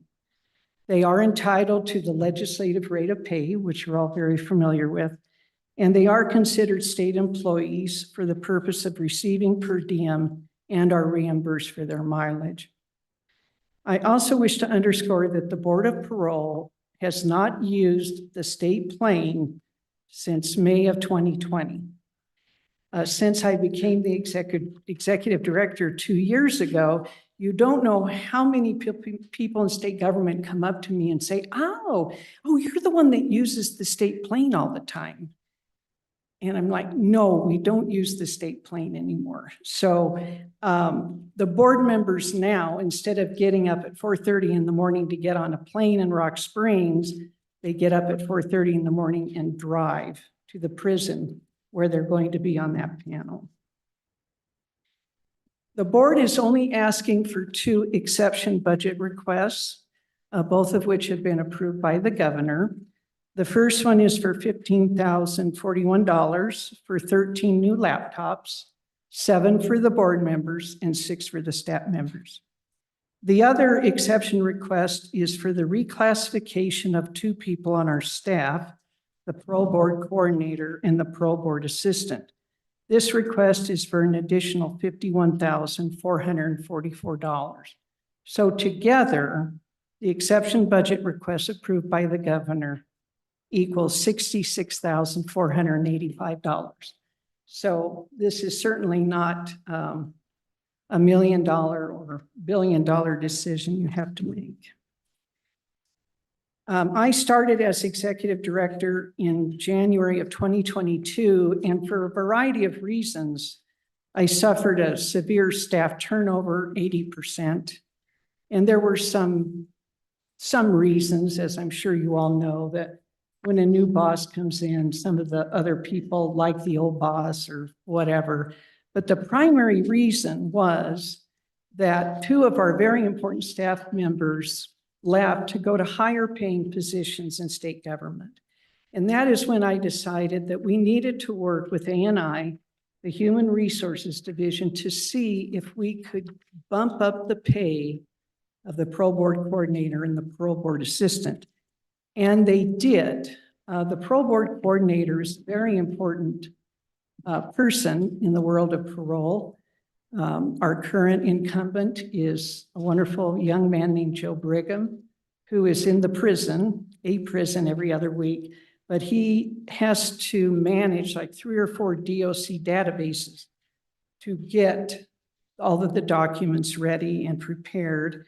And the parole board assistant is the post-grant person, and she has to exercise discretion on what sort of information and documents that particular panel will need to decide whether a particular program should be modified or whether a particular program should be rescinded. She also is the one that forwards, for the most part, although Bobby does help, the parole grant awards, and that is very important for parolees to be eligible for parole grant time. So those are in brief what our 2 reclassifications are. And finally, if I may, I would like to take the liberty of supporting on behalf of the board the DOC exception budget request pertaining to an intensive treatment unit at the state pen for high-risk inmates. And hopefully you may have discussed that with Director Shannon. You don't know how important that is for the board because when we have an inmate or a parolee whose parole has been revoked and is turned inmate, we want them to go to residential substance abuse treatment. But if their classification, their custody level is high risk, then there is no place where they can get substance abuse treatment. They cannot go to the therapeutic community in Casper, and they cannot go to the intensive treatment unit in Newcastle because those are not secure enough facilities. So these poor inmates, unless they can quickly change their custody level, they are just there at the state pen and they're not getting substance abuse treatment, which is, that's just kind of a travesty for those involved in corrections and parole. The other matter I would like to support is the additional sanctions or the maintenance of the money for sanctions under the Probation and Parole Incentives Improvement Act. It was, when it was passed, called House Bill 53. I'm sure many of you remember that. And it is a remarkable piece of legislation. As you will see in our annual report, the number of revocation hearings has dropped by 50%. And the reason for that is, before House Bill 53, if a parolee violated his or her parole grant by like relapsing or leaving town without permission or getting arrested for a misdemeanor, the only option the parole agent had was to either ignore it or send it to the board for revocation. So we were getting, dozens and dozens and dozens of revocation hearings. Now that House Bill 53 is passed and the money associated with that, a parole agent has all of these different options to sanction a parolee for these minor violations. And that has cut down considerably on the number of revocation hearings. And it's not only wonderful for the workforce at DOC and for the board, keeping the parolee in the community is very, very important because they have a job, they have an apartment, they may have a car payment, they may have reunited with family, they're clean and sober for the most part. And to yank them out of that for really minor reasons is not the best for the parolee. So the Board of Parole is very much thanks the legislature for the passage of the Probation and Parole Mr. Chair. Incentive Improvement Act. Senator Kinski. So, Margie, Yes, sir. when I was on Judiciary with Leland Christensen, they called that a quick dip. Quick dip? Yeah, is that the nomenclature you use or something less colorful? No, we do not use that nomenclature at all. Well, maybe you can get to me what the current politically correct nomenclature is rather than quick dip. Senator Salas. Thank you, Mr. Chairman. Mr. Chairman. Yes, Thank sir. you, Mr. Chairman. So I'm intrigued about the parole board, but more importantly, you have such an incredibly important job, not only for the people that you're deciding on, but for the people of Wyoming. 3 quick questions. So in a given month, how many days does a board member actually spend? You talked about 3 days of reading material, and then you have obviously the days that you're deciding. Can you give me an idea in a given month then how occupied, how busy these board members are? The second question is, in your proceedings, is it required to have a unanimous decision for a parolee for a inmate to receive parole?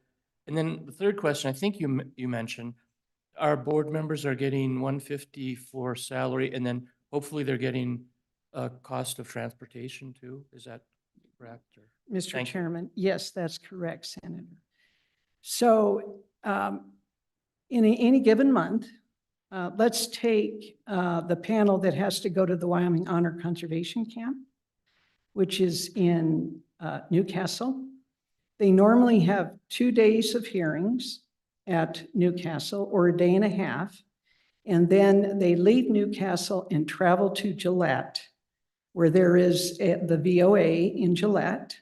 And then they usually have like a day and a half of hearings at the ACC. So normally speaking, there are 3 full days of hearings every other week. So, now there's the Board of Parole is comprised of 7. So there's a panel of 3 that goes to each set of hearings. So for 3 days worth of hearings, it normally takes a board member to prepare for 3 days. So 6 days, 6 full days. Mr. Chairman? And, yes, yes, Mr. Chairman. Representative Walters. Oh, I wasn't quite done, Mr. Chairman. Or do you want me to answer your question? For a parole board decision, it only requires a majority of 2. And very rarely is there a 2-to-1 decision. Normally the board members, talk it out and they gain a consensus and all 3 vote for the final decision. Please. Mr. Chairman? Yes, they're reimbursed for all mileage. They get per diem and the $150 a day. I think that, Mr. Walters. Thank you, Mr. Chairman. Moving to page 16 and 17, there is a request for 1 FTE that was denied by the governor to do some digitizing of the state records. Would there be a possibility to use temporary work to get that done, a temporary employee, seeing it as a one-time experience that you might need to digitize those records? And if so, what would that cost estimate be? Mr. Chairman, Representative Walters, the Board of Parole has no money in the 900 series, so we wouldn't have the ability to contract. So what we are going to do, once we've got the governor's recommendation to deny this full-time position, what we have done is we've gotten together and we've identified 2 staff members who, when they have time, will just slowly digitize all the records we have. And I told the 2 employees, let's look at this long-term, like a year from now, let's see where we are. So we're attempting to do it with just existing staff. Follow up. Go ahead. Thank you, Mr. Chairman. That's what the governor said. We're the legislature. We can always appropriate money to your 900 series and give you contract dollars to do that. So maybe you could follow up with what you estimate it would cost on a temporary basis to expedite completing that task. Mr. Chairman, I will do so. Thank you very much, Representative. So we could probably assign someone from the governor's office. Go ahead. Mr. Chairman, to piggyback on that, I had the pleasure of meeting with State Parks and Cultural Resources staff over lunch. And they do have a digitization technical request in their budget. And so I brought this up that you are facing this challenge. They are going to reach out to you and see sort of what kind of collaboration may exist. But I had the same idea as Representative Walters about a contract employee to be able to kind of kickstart this for you. Mr. Chairman, thank you. Representative Sherwood. Mr. Chairman? Please. Mr. Chairman, I noticed in your talk, you said that you had an employee that was working on your IT that was in prison. Does that mean he offices there or he's incarcerated?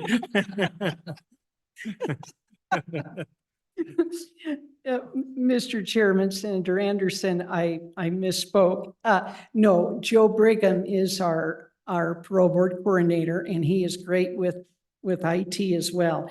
But he is the one that has to go to the prison with the panel of 3 every other week. I hopefully we don't get to the point where we would trust an inmate with our IT needs. Okay, I think we've all had a chance to review this budget. Are there any other questions for Margie or for the members from the committee? Mr. Chairman, Go ahead. I am so sorry. I was going to introduce again Senator Wasserberger. Senator Wasserberger on his own did some research on the cost of maintaining an inmate in a penitentiary versus the cost of maintaining a parolee on parole.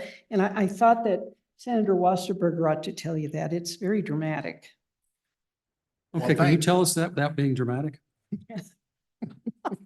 Mr. Chairman and Madam Chairman, I would like to talk a little bit about the cost of per inmate per year. Right now, Wyoming is spending about $44,400 per inmate. And that comes down to $121.64 a day. Our parolee for a year is $3,080.64. And per day, that's $8.44. So it's a much better deal to have a parolee than an inmate. Having said that, no inmate should be released if he is a threat to society or paroled, a threat to society or a threat to himself. And so we need to make sure that those things are followed. But one of the things that I did want to talk about that Director White has not talked about is if you look past through our budget, you will see if you go back to 2017, 2018, our travel budget was right at $338,944. And last year, our travel budget was $161,424 for fiscal year 2023, 2024. So we have significantly lowered that. The other thing that I wanted to talk to you about, one of the good things that came out of COVID is that now we have the ability to meet by Zoom, which was what we were doing today. So we had our Director White on Zoom with inmates in Rawlins so that we could conduct this hearing today. And the best thing that I've seen on the parole board is we also allow victims to testify. And so they don't have to come to where we are to tell us their horrible stories, which are, they're tear-jerking most of the time. And they can appear at the privacy of their own town with their parole agent and tell us their story. And they don't have to drive all that way. And so that's one of the great things that we've seen out of Zoom. And so I just wanted to make sure that you guys knew that we were doing that this morning. We had Zoom hearings with 3 inmates in Mississippi and a commutation. But lastly, I would like to say that House Bill 53 has really had an incredible impact on us. And it has lessened our revocations by 50%.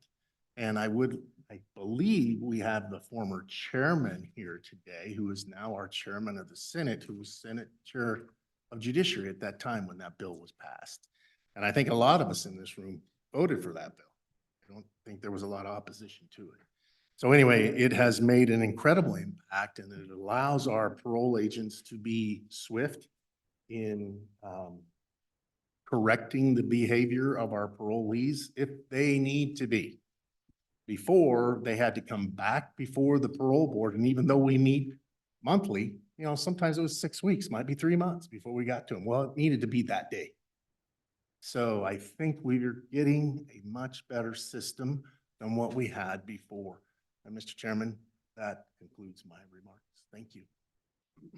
Thank you. Appreciate it. Questions for Jeff? No, Chair. Please, Senator Kinski. Thanks, Senator. As I was listening to this presentation and hearing about the great progress, there were 2 people I wish could hear it. That's John Schiffer and Chairman Leland Christensen, both of whom John started the whole justice initiative and Leland worked mightily on it.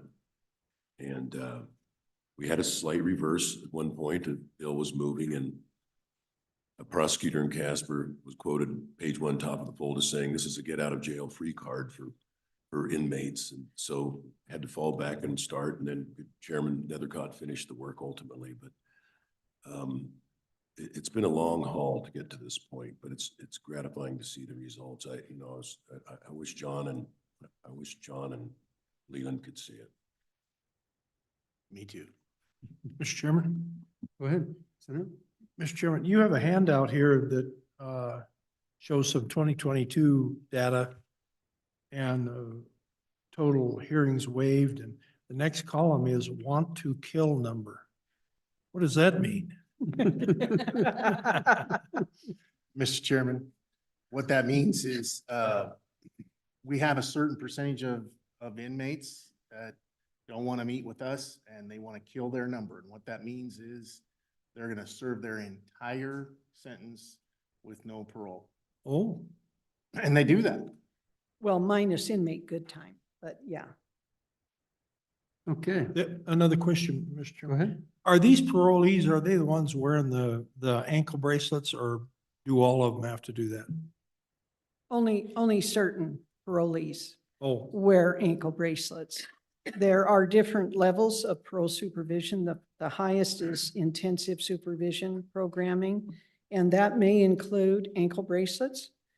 Then all the way down to, lower supervision, where the parolee has done very well, has maintained a job, maintained sobriety, not committed any infractions of the law. So it's a whole step up, step down procedure. And if I may, Mr. Chairman, just say that I was here today just because to appear before you, the Board of Parole members are at the state pen today. And I think they were pulling my leg, but they said they were being served hot dogs for lunch.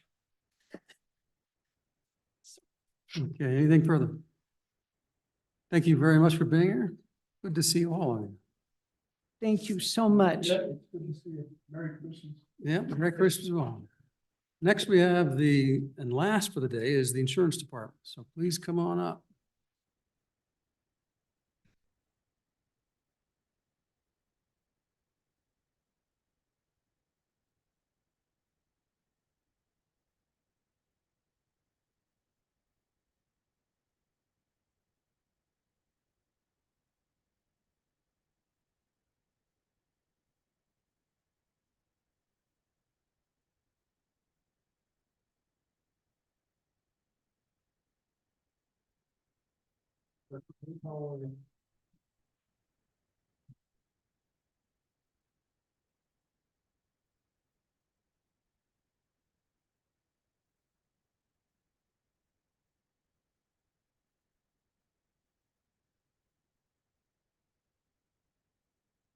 Okay, welcome, Director. Thank you for rescheduling and double scheduling with us. Appreciate it very much.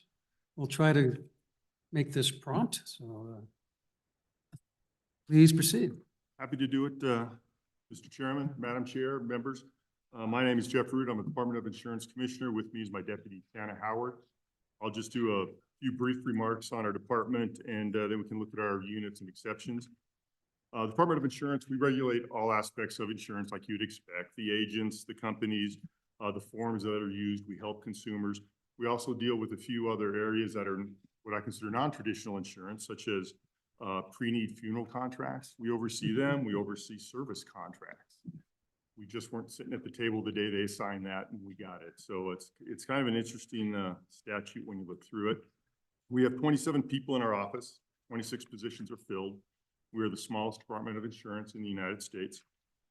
For us, efficiency is paramount. We have to be knowledgeable on all of the other matters that all the big states have. We just usually do it with a one deep position.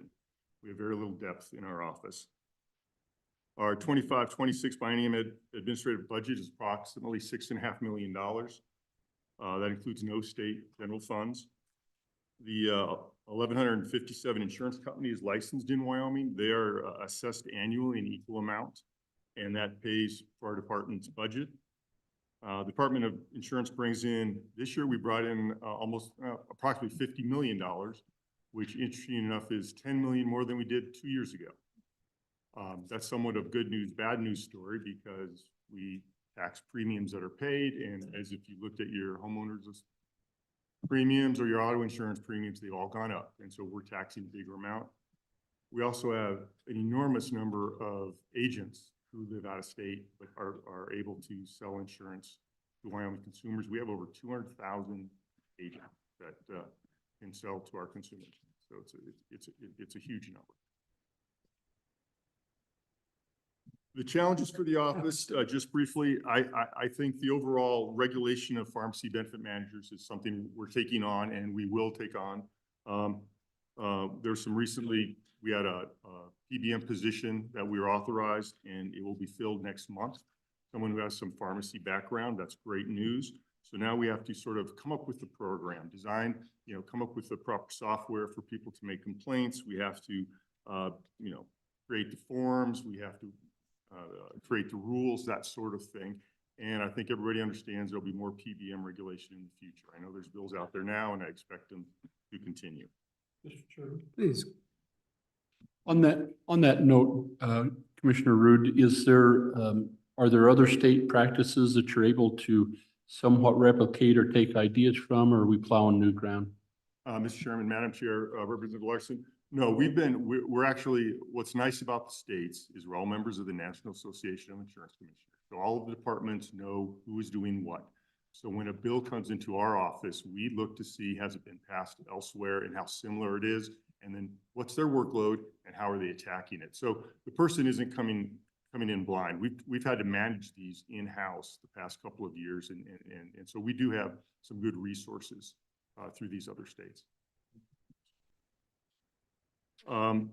The second challenge that we have, I think, like you've heard from other agencies, is succession planning. We had a fairly large turnover in the last 2 years. We had 35% movement in our office. I know going forward in the next year, there's 20% in our office that could retire. So we'll see how that goes. As far as successes go, we just received our national accreditation this past year. So that's where the NAIC sends people into our office and they look at our work, they pull our files and they look at our exams that we've done to make sure we're doing things correctly. That allows the other states to rely on our work. And so that's a very big deal. If that doesn't happen, there's no insurer would want to come to this state because they would have to be examined by all the other states. They couldn't trust our work. So this is a big deal. It was a good thing for us. It just. Go ahead. So I'm interested in congratulations. Were there any findings? Mr. Chairman, Representative Larson, we had the highest rating with no areas for improvement is what they said. And our second success is, I'm really pleased with the last couple of years with the people we have brought in. I think we've got a good group. I think we fired some good people and we're getting up to speed and I think it's working well. So with that, I will go to Unit 101 on page 16. All of our exceptions are in this first unit. We only have 2 units. So I'll start with 0101 on page 16 for administration. Our first exception is the 301 compliance. I'd mentioned with the past movement of personnel, we wanted to attract experienced people. We brought the new people in at or near the MPP. And the funds were shifted from a vacant position we had, and we'd gone through the process talking with HR and NI, and now we need to true up those positions. I've seen that there's been discussion on this with other committees, and I am happy to answer any questions you have or explain my rationale for doing what I did. Any questions? Yeah, I'm ready to hear. That's a tender subject with us. Mr. Chairman, Representative Larson, and I agree. I think it's sort of I call it the healthy tension between branches of government. My thought is this. I had 9 positions of an office of 26 that were vacant at some point in this 2-year period.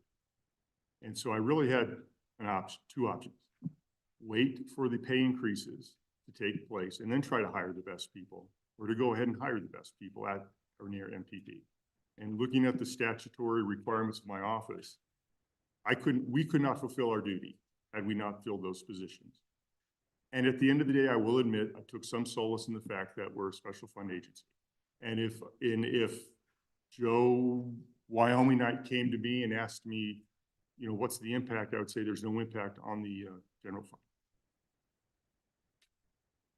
Go ahead. So moving on to, Whoa. I'm sorry. So we love you, Commissioner Root. But, you know, if I were an insurance provider and I was come to you with the same rationale saying that I'd done this, but I really didn't have authority to do that, your response back to me as insurance provider would be? If an insurance company came back, I'm So, sorry. so we're saying as there's, I guess my point is, we have a system, there's regulations, and we all have to operate within those guidelines. When an insurance company steps out of those guidelines, what do you do? Mr. Chairman, Representative Larson, our standards are clear in the statute. This is what they must do. When we did this, we talked with our budget folks and we said, what's my authority? My authority is to hire up to the MPP. Now, I agree, I can't be special just because I'm special funds and I just can't hire willy-nilly. I get it. Having said that, though, I know this is a problem and you want to address it, and that's fine. I don't think it will be that big of a problem in the coming years because now the finances, I mean, the pay is finally to the MPP with the pay increases that you all have authorized. So, you know, that's my general impression. But I certainly didn't act outside of my authority. Okay. Representative. Mr. Chairman, pursuing that, so just so I understand, for those positions that you hired at market policy position, but the funding was below that in the budget for the current biennium, for this year right now, did you pay for it out of your vacancy savings? Did you pay for, how'd you pay for it for this biennium, let alone next biennium? Mr. Chairman, Representative Stiff, we had a, I think a financial examiner position, which is one of our higher paid positions, difficult to fill, and it was open for a significant period of time, as were other positions. So that's how, you know, when I talked with budgeting, monies was shifted from vacant positions. Right, and Mr. Chairman, as you're aware, we don't like that, so you're aware of that. And Mr. Chairman, and to you know, when we talked to budgeting, they said I would be here today explaining this and to expect this response. So you're just the messenger. No, Mr. Chairman, I am the facilitator actually, and I take full responsibility for what I did. Well, we're working on it. Mr. Co-Chairman, Please, go ahead. availing yourself of the process that is available to you, that is not in violation of any authority or law. It's just this committee's preference. So that's, Madam Chair, understood. that side feels differently. I feel differently. Okay, any other? Co-chair, Go ahead. I must say, Mr. Rude, though, that's the most diplomatic dance I've ever seen on the topic. We did have somebody essentially say, "You're not the boss of me." That didn't go over well. Appreciate it. Please proceed. Okay, Mr. Chairman, moving on to page 17, the next exception. This is the PBM position that was part of the legislation that was passed last year. When it was initially passed, it was passed as a general funded position. I have moved it in my budget to special, just because it makes no sense to me to have one position out of 26 paid for with special funds and one with general. You have our permission to do that. Hopefully that will make up for any prior discretions I made here this evening. Page 18 is the third exception. This is the technology replacement of our computers. We'd previously used CARES Act funding through the state back in 2020. We're going to replace all the computers now. And it's 30 computers, it's about 30 monitors in the probably 2025 timeframe. The last exception on page 19, ETS had previously reworked a database for us. We had an individual who in-house developed a database to monitor premium taxes. 20 years ago, he created this and he's kept it up to date. ETS stepped in when we realized this individual is going to be retiring the next year. And so ETS took over the database and created a new one. It goes live next month. It looks great. Now we have to, this exception is for the yearly maintenance of that database going forward. Okay, questions? Anything else? No other exceptions. I don't know if you want to hear about the other unit. I won't be offended if you don't. It's just the Wyoming, it's the WIP program, so. Okay, please. So Commissioner Root, you had some great ombudsmen that have helped the citizens of the state as they have addressed insurance issues. Have you seen those? Have they been busier, or has their workload been somewhat stable? I'm just trying to understand in the industry if there's more concerns on how the insurance companies are responding to claims for folks or not. So, Mr. Chairman, Madam Chair, Representative Larson, if you're asking, are we seeing trends that where consumers are making complaints? I don't know if there's any new trends. The workload is steady and they're very busy. We've sort of taken another position in our office and built in the ability for them to help some of our consumer advocates. They do an exceptional job and they are one deep positions. So as a follow-up, Mr. Chairman, as you've identified, as you look at these trends, is there anything that we need to do statutorily that would help curtail? And I don't need that answer right now, but consider that, and I just, anything we can do to help there. Mr. Chairman. Go ahead. Director Rude, a question not related to the budget, but related to legislation we passed in 2022. I think it was House Bill 87, some amendments to the insurance code. I think one of the purposes of that, we were hoping to entice reinsurers who were offshore to come to Wyoming, if that rings a bell. Is that working at all, or were our efforts just not very effective? Mr. Chairman, Madam Chair, Representative Stiff, there have been no takers. The company that spoke with us, if I recall the hearing, there was an individual there who said, I want to do this. They have, after the hearing, they maybe approached us one other time, but no other action was taken. So nothing has come of that. Okay, further questions? Please. Thank you, Mr. Chairman. What is your remote work policy or telework policy within your office? Mr. Chairman, Madam Chair, Representative Walters, I have a couple we're all in the office. I have a couple of people, for example, the front desk, they're always there. They don't telework. It just doesn't, it's not a job that lends itself to that. Other individuals, I'll have 1 or 2 days depending upon the job itself. On one hand, it is a morale thing with them, but from my perspective, I like the ability to know that if we have to do this again, we're all able to do it. And so I don't mind people having 1 or 2 days a week teleworking.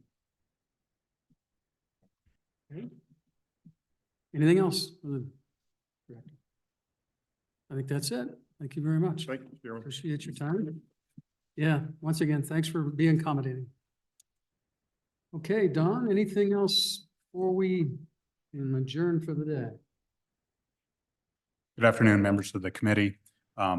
Just to look towards tomorrow, a revised agenda has been circulated. So first off, you'll have a initial morning discussion from the governor's office staff regarding the ARPA funds at 8 a.m.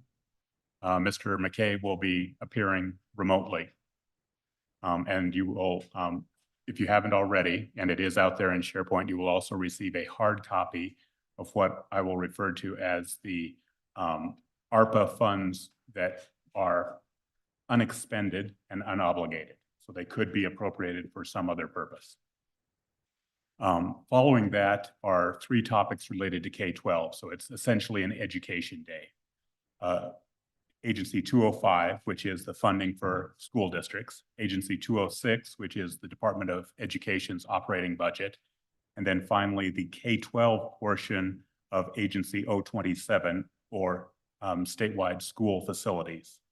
And then I understand you will be taking an abbreviated lunch or working through lunch, one or the other, with the hopes of adjourning mid or early afternoon. I would note for folks who also serve on management council, you do have a subsequent meeting on Thursday. And Don, if on the ARPA, it may be, I'm not sure how detailed in the history that Rennie's going to talk about. So we might want to just be prepared to, just be prepared to give us a little background on how we were, the process when we put together in the interim, reviewing certain options, and then having that, and how we had the selection process, how that, and just how that whole thing transpired, so that we can just get a little background from that. Go ahead. Mr. Chairman, I will relay that. Their letter, I think, does a decent job of outlining the issues that they came into the conflict with, frankly, whether or not there was a lack of applicants for certain programs. Occasionally, the Attorney General has opined with legal concerns as to the appropriateness of expending these funds for the specified purposes. There's another category where the applications were approved, the money was deployed, and the recipient is having a challenge expending those funds, either due to a lack of vendors or a lack of labor or that sort of thing. So there's a number of different issues, and they have categorized those, but I will share that heads up with staff. We may even want to circulate the list of option, of various programs that we evaluated, just so we can have a concept of where those additional dollars, if we chose to, could land. That just might be helpful. Okay, anything else for this evening? Okay, we'll stand and adjourn till tomorrow. So there was some requests, by the way, that that we're going to work over informally work with Don to kind of review the profile for a little bit after we adjourn, just so for those members that want to be updated and kind of just learn more about the questions that we have on the profile. So today. So we'll take a short break, and then we'll come back and work, and we can discuss that further once we're adjourned.